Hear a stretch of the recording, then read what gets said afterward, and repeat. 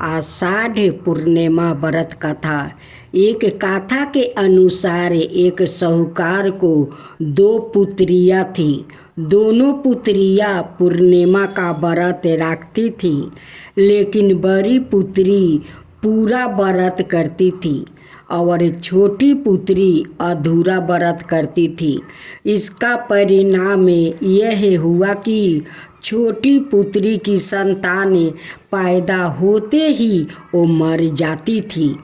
उसने पंडितों से इसका कारण पूछा तो उन्होंने बताया कि तुम पूर्णिमा का अधूरा व्रत करती थी, जिसके कारण तुम्हारी संतान पैदा होते ही मर जाती है। पूर्णिमा का पूरा व्रत विधि पूर्वक करने से तुम्हारी संतान जीवित रह सकती है। उसने पंडितों की सलाह पर पूर्णिमा का पूरा व्रत विधि पूर्वक किया। बाद में उसे एक लड़का पैदा हुआ, जो कुछ दिनों बाद ही फिर से मर गया। उसने लड़के को एक पाटे पीढ़ा पर लेटाकर से कपड़ा से ढक दिया। फिर बड़ी बहन को बोला कर लाई और बैठने के लिए वही पाटा पर दिया। बड़ी बहन जब उस पर बैठने लगी, जो उसका घंघरा बच्चे का छू गया। बच्चा घंघरा छूते ही रोने लगा। तब बड़ी बहन ने कहा कि तुम मुझे कलंक लगाना चाहती थी, मेरे बैठने से यह मर जाता। तब छोटी बहन बोली कि यह तो पहले से मारा हुआ था, तेरे ही भाग्य से यह जीवित हो गया है, तेरे पुण्य से ही यह जीवित हुआ है। उसके बाद नगर में उसने ढिढोरा पिटवा दिया कि सभी लोग पूर्णिमा का पूरा व्रत करें। ओम जय सोमदेवा स्वामी, जय सोमदेवा स्वामी, दुखी हरता सुखी करता, जय आनंदकारी। रजत सिंहासन राजत ज्योति तेरी अनियारी, दीन दयाला दया निधि भाव बंधन हारी। जो कोई आरती तेरी प्रेम सहित गावे, सकल मनोरथ दायक निर्गुण सुखी राशि। योगी जन हृदय में तेरा ध्यान धरे, ब्रह्मा विष्णु सदा शिव संत करे सेवा। वेद पुराण बखानते भय पातक हारी, प्रेम भाव से पूजे सब जग के नारी। शरणागत प्रतिपालक भक्तन हितकारी, धन संपत्ति और बेभाव सहज सो पावे। विश्व चराचर पालक ईश्वर अविनाशी, सब जग के नर नारी पूजा पाठ करे। ओम जय सोमदेवा स्वामी, जय सोमदेवा स्वामी। पर योग में एक समय की बात है कि यशोदा जी ने कृष्णा से कहा, हे कृष्णा, तुम सारे संसार के उत्पन्न करता, पोषक और उसके संहार करता हो। आज कोई ऐसा व्रत मुझसे कहो जिसके करने से मृत्यु लोक में स्त्रियों को विधवा होने का भय ना रहे, और यह व्रत सभी मनुष्य की मनोकामना पूर्ण करने वाला हो। श्री कृष्ण कहने लगे, हे माता, तुमने अति सुंदर प्रश्न किया है। मैं तुमसे ऐसे ही व्रत को विस्तार कहता हूँ। सौभाग्य की प्राप्ति के लिए स्त्रियों को 32 पूर्णमसिया का व्रत करना चाहिए। इस व्रत के करने से स्त्रियों को सौभाग्य संपत्ति मिलती है। यह व्रत अचल सौभाग्य देने वाला और भगवान शिव के प्रति मनुष्य मात्रा की भक्ति को बढ़ाने वाला है। दशोदा जी कहने लगी, हे कृष्णा, सर्वप्रथम इस व्रत को मृत्यु लोक में किसने किया था? इसके विषय में विस्तार पूर्वक मुझसे कहो। श्री कृष्णा जी कहने लगे कि इस भूमंडल पर एक अत्यंत प्रसिद्ध राजा चंद्रहास से पालित अनेक प्रकार के रत्नों से परिपूर्ण कातिका नाम की एक नगरी थी। वहाँ पर धनेश्वर नाम का एक ब्राह्मण था और उसकी स्त्री अति सुशीला रूपवती थी। दोनों ही उस नगरी में बड़े प्रेम के साथ रहते थे। घर में धन धनाए आदि की कमी नहीं थी। उनको एक बड़ा दुख था कि उनके कोई संतान नहीं थी। इस दुख से वो अत्यंत दुखित रहते थे। एक समय एक बार तपस्वी योगी उस नगरी में आया। वो योगी उस ब्राह्मण के घर को छोड़कर अनाए सब घरों से वो भिक्षा लाकर भोजन किया करता था। रूपवती से वहाँ भिक्षा नहीं लिया करता था। उस योगी ने एक दिन रूपवती से भिक्षा ना लेकर किसी अनाए घर से भिक्षा लेकर गंगा किनारे जाकर भिक्षण को प्रेम पूर्वक खा रहा था कि धनेश्वर ने योगी का यह सब कार्य किसी प्रकार से देख लिया। अपनी भिक्षा के अनादर से दुखी होकर धनेश्वर योगी से बोला, महात्मन, आप सब घरों से भिक्षा लेते हैं परंतु मेरे घर की भिक्षा कभी भी नहीं लेते। इसका कारण क्या है? योगी ने कहा कि निसंतान के घर की भिक्षा पतितों के अन्न के तुल्य होती है और जो पतितों का अन्न खाता है वो भी पतित हो जाता है। चूँकि तुम निसंतान हो, अतः पतित हो जाने के भय से मैं तुम्हारे घर की भिक्षा नहीं लेता हूँ। धनेश्वर यह बात सुनकर अपने मन में बहुत दुख हुआ और हाथ जोड़कर योगी के पैरों पर गिर पड़ा और अर्थ भाव से कहने लगा, हे महाराज, यदि ऐसा है तो आप मुझको पुत्र प्राप्ति का उपाय बताइए। आप सबर ज्ञान है, मुझ पर अवश्य ही यह कृपा कीजिए। धन की मेरे घर में कोई कमी नहीं है परंतु मैं पुत्र ना होने के कारण अत्यंत दुखी हूँ। आप मेरे इस दुख का हरण करें। आप समर्थ्यवान है।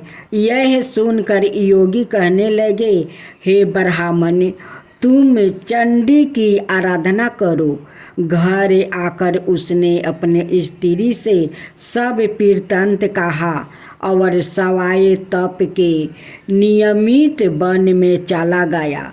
वन में जाकर उसने चंडी की उपासना की और उपवास किया। चंडी ने 16वें दिन उसको सपने में दर्शन दिया और कहा, हे धनेश्वर, जा तेरे पुत्रा होगा, परंतु वो 16 बरस की आहु में ही मृत्यु को प्राप्ति हो जाएगा। यदि तुम दोनों स्त्री पुरुष 32 पूर्णमसिया का व्रत विधि पूर्वक करोगे तो वो शीघ्र आहु होगा। जितनी तुम्हारी समर्थ हो आटे के दिए बनाकर शिव जी का पूजन करना, परंतु पूर्णमसिया को 32 हो जाने चाहिए। प्रात काल आने पर इस स्थान के समीप ही तुम्हें एक आम का वृक्ष दिखाई देगा। उस पर तुम चढ़कर एक फल तोड़कर शीघ्र अपने घर चले जाना। अपनी स्त्री से सब वृत्तांत कहना। ऋतु स्नान के पश्चात वो स्वच्छ होकर श्री शंकर जी का ध्यान करके उस फल को खा लेगी। तब शंकर भगवान की कृपा से उसको गर्भ हो जाएगा। जब वो ब्राह्मण प्रात काल उठा तो उसने उस स्थान के पास ही एक आम का वृक्ष देखा, जिस पर एक अत्यंत सुंदर आम का फल लगा हुआ था।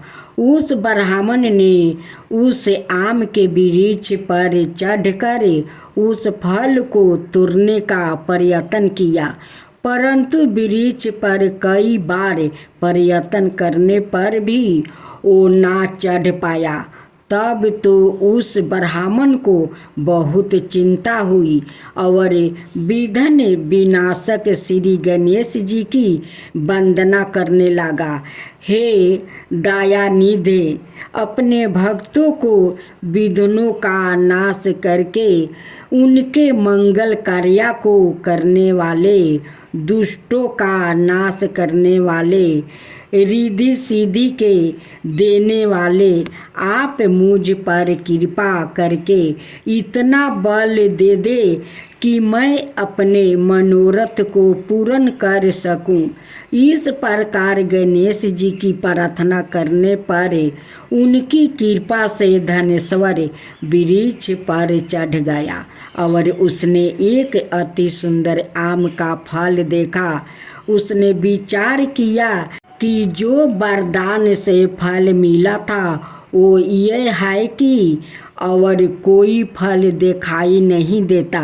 उस धनेश्वर ब्राह्मण ने जल्दी से उस फल को तोड़कर अपनी स्त्री को लाकर दिया और उसकी स्त्री ने अपने पति के कथन अनुसार उस फल को खा लिया और वो गर्भवती हो गई। देवी जी की असीम कृपा से उसे एक अत्यंत सुंदर पुत्रा उत्पन्न हुआ, जिसका नाम उन्होंने देवी दास रखा। माता पिता के हर्ष और शोक के साथ वो बालक शुक्ला पक्ष के चंद्रमा की भांति अपने पिता के घर में वो बढ़ने लगा। भवानी की कृपा से वो बालक बहुत ही सुंदर, सुशील और विद्या पढ़ने में बहुत ही निपुण हो गया। दुर्गा जी की आज्ञा अनुसार उसकी माता ने 32 पूर्णमसिया का व्रत रखना आरंभ कर दिया था, जिससे उसका पुत्र बड़ी आहु वाला हो जाए। 16वां बरस लगते ही देवी दास के माता पिता को बड़ी चिंता हो गई कि कहीं उनके पुत्रा की इस बरस मृत्यु ना हो जाए। इसलिए उन्होंने अपने मन में विचार किया कि यदि यह दुर्घटना उनके सामने हो गई तो वो कैसे सहन कर सकेंगे। अस्तु, उन्होंने देवी दास के मामा को बुलाया और कहा कि हमारी इच्छा है कि देवी दास 1 बरस तक काशी में जाकर विद्या ध्यान करे और उसको अकेला भी नहीं छोड़ना चाहिए। इसलिए साथ में तुम चले जाओ और 1 बरस के पश्चात इसको वापस लौटा लाना।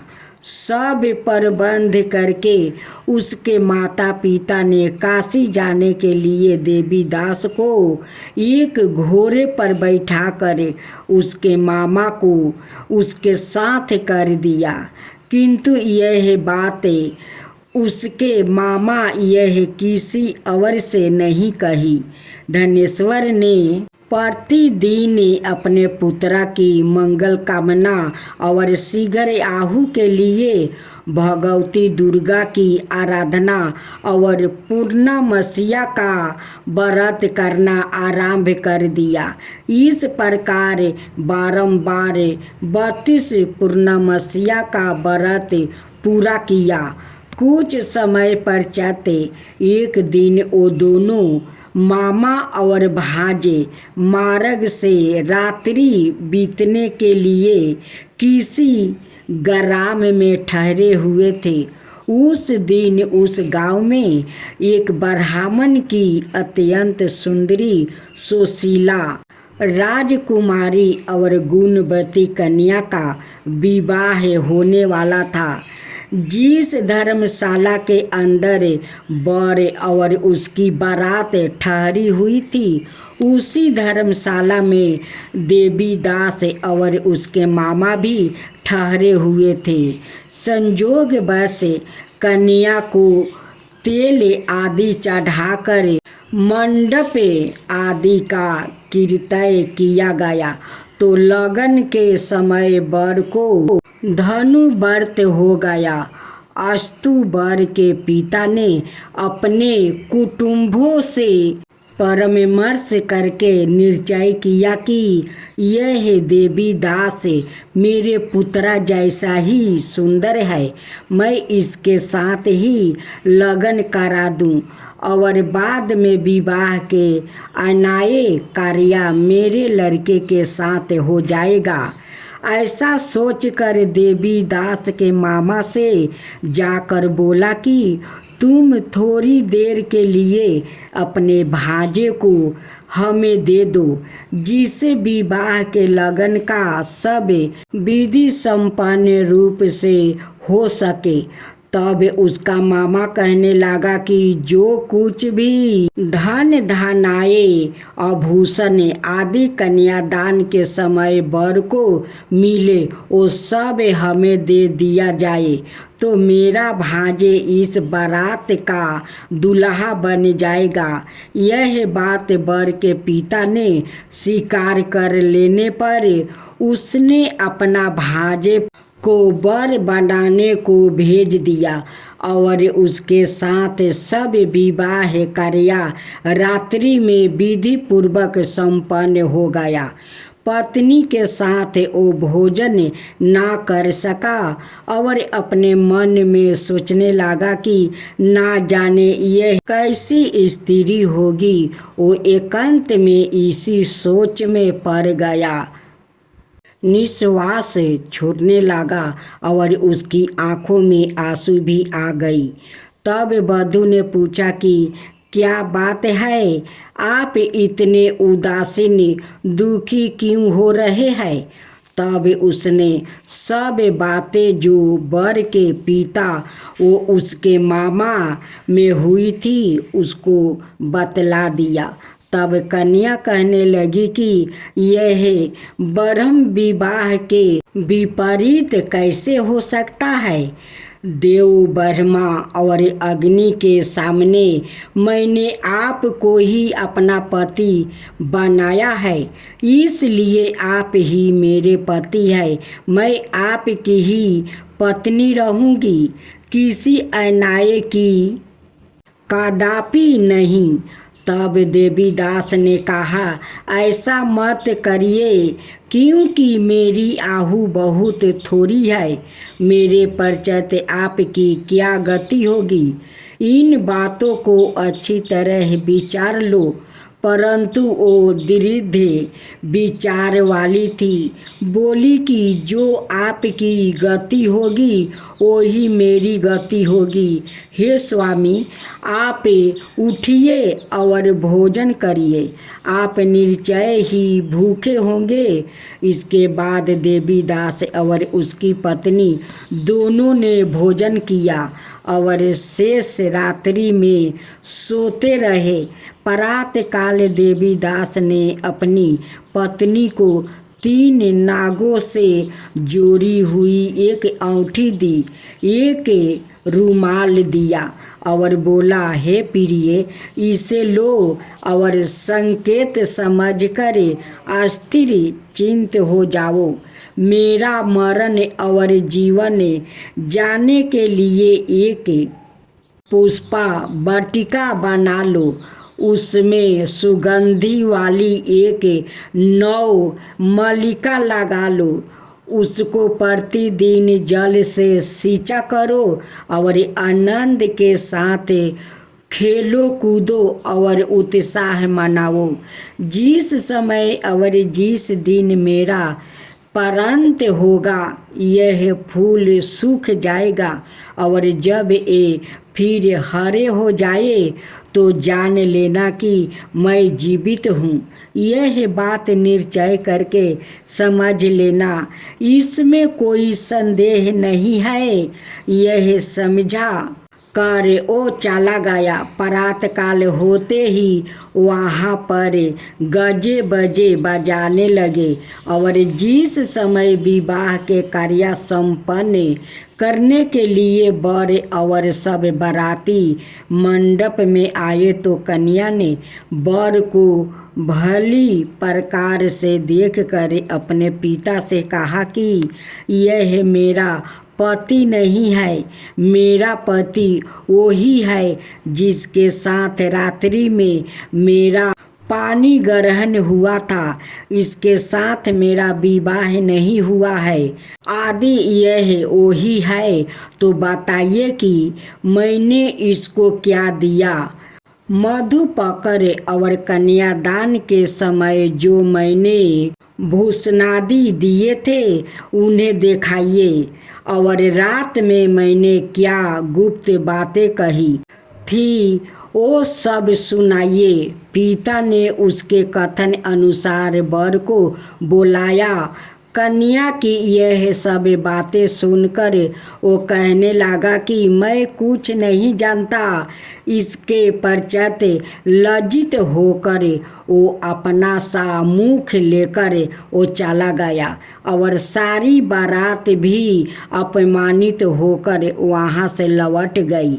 भगवान श्री कृष्णा बोले, हे माता, इस प्रकार देवीदास काशी विद्याध्ययन के लिए चला गया। जब कुछ समय बीत गया तो काल से परीत होकर एक सर्प रात्रि के समय उसको डांसने के लिए वहाँ पर आया। उस विषधार के प्रभाव से उसके शयन का स्थान चारों ओर से विष की ज्वाला से विशोला हो गया, परंतु भरत राज के प्रभाव से उसको काटने ना पाया, क्योंकि पहले ही उसकी माता ने 32 पूर्णिमा का व्रत कर रखा था। इसके बाद मध्याह्न के समय सवाए काल वहाँ पर आया और उसके शरीर से उसके प्राणों को निकालने का प्रयत्न करने लगा, जिससे वो मूर्छित होकर पृथ्वी पर गिर पड़ा। भगवान की कृपा से उसी समय पार्वती जी के साथ श्री शंकर जी वहाँ पर आ गए। उसको मूर्छित दशा में देखकर पार्वती जी ने भगवान शंकर से प्रार्थना की कि हे महाराज, इस बालक की माता ने पहले 32 पूर्णिमा का व्रत किया था, जिसके प्रभाव से हे भगवान आप इसको प्राण दान दे। भवानी के कहने पर भक्त वत्सल भगवान श्री शिव जी ने उसको प्राण दान दे दिया। इस व्रत के प्रभाव से काल को भी पीछे हटना पड़ा और देवी दास स्वस्थ होकर बैठ गया। उधर उसकी स्त्री उसके काल की प्रतीक्षा किया करती थी। जब उसने देखा कि उस पुष्पा वाटिका में पत्रा पुष्पा कुछ भी नहीं रहे तो उसको अत्यंत आश्चर्य हुआ और जब वो वैसा ही हरी भरी हो गई तो वो जान गई कि वो जीवित हो गया है। यह देखकर वो बहुत प्रसन्न मन से अपने पिता के कहने लगी कि पिताजी, मेरे पति जीवित है, आप उनको ढूंढिए। जब 16वां बरस व्यतीत हो गया तो देवी दास भी अपने मामा के साथ काशी से चल दिया। इधर उस ससुर उसको ढूंढने के लिए अपने घर से जाने वाले ही थे कि वो दोनों मामा भांजे वहाँ पर आ गया। उसको आए देख कर उसका ससुर बड़ी प्रसन्नता के साथ अपने घर में ले आया। उस समय नगर के निवासी भी वहाँ इकट्ठा हो गए और सबने निश्चय किया कि अवश्य ही इसी बालक के साथ इस कन्या का विवाह हुआ था। उस बालक को जब कन्या ने देखा तो पहचान लिया और कहा कि यह तो वही है जो संकेत करके गाया था। तदुपरांत सभी कहने लगे कि भला हुआ जो यह आ गया और सब नगरवासियों ने आनंद मनाया। कुछ दिन बाद देवी दास अपनी पत्नी और मामा के साथ अपने ससुर के घर से बहुत सा उपहार लेकर अपने घर के लिए प्रस्थान किया। जब वो अपने गांव के निकट आ गया तो कई लोग ने उसको देखकर उसके माता पिता को पहले ही जाकर खबर दे दिया कि तुम्हारा पुत्र देवी दास अपनी पत्नी और मामा के सहित आ रहा है। ऐसा समाचार सुनकर पहले तो उन्हें विश्वास ही नहीं हुआ, किंतु जब और लोग ने भी आकर उनकी बात का समर्थन किया तो उनको बड़ा आश्चर्य हुआ। लेकिन थोड़ी देर में देवी दास ने आकर अपने माता पिता का चरणों में अपना सिर रख कर प्रणाम किया और उसकी पत्नी ने अपने सास ससुर के चरणों में स्पर्श किया तो माता पिता ने अपने पुत्र और पुत्रवधू को अपने हृदय से लगा लिया और दोनों की आँखों में प्रेम में बह चले। अपने पुत्र और पुत्रवधू के आने की खुशी में धनेश्वर ने बड़ा भारी उत्साह किया और ब्राह्मणों को भी बहुत सी दान दक्षिणा देकर प्रसन्न किया। कृष्णा जी कहने लगे कि इस प्रकार धनेश्वर 32 पूर्णिमाओं के व्रत के प्रभाव से पुत्रवान हो गया। जो भी स्त्रियां इस व्रत को करती है वो जन्म जन्मांतर में विधवा का दुख नहीं भोगती और सदाए सौभाग्यवती रहती है। यह मेरा वचन है, इसमें कोई संदेह नहीं। मनाना यह व्रत पुत्र को देने वाला और संपूर्ण मनोकामनाओं को पूर्ण करने वाला है। 32 पूर्णिमाओं के व्रत करने से व्रती की सब इच्छाएं भगवान शिव जी की कृपा से पूर्ण हो जाती है। सभी प्रेम से बोले शिव शंकर भोलेनाथ की जय।